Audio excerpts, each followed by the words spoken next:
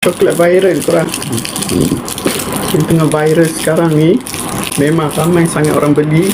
Harga pula harga mampu milik. Sebelum ni aku beli setengah kilo, sekarang ni aku dah repeat 1 kilo. Disebabkan tak sampai seminggu dah habis, jadi aku terus beli 1 kilo. Sedap sangat tau.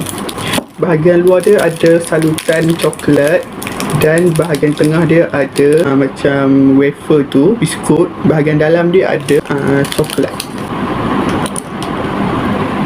Sedap sangat.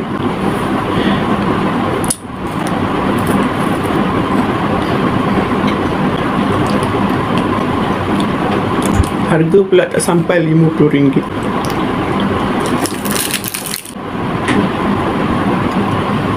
Bukan kata budak-budak yang suka, orang tua pun suka juga makan.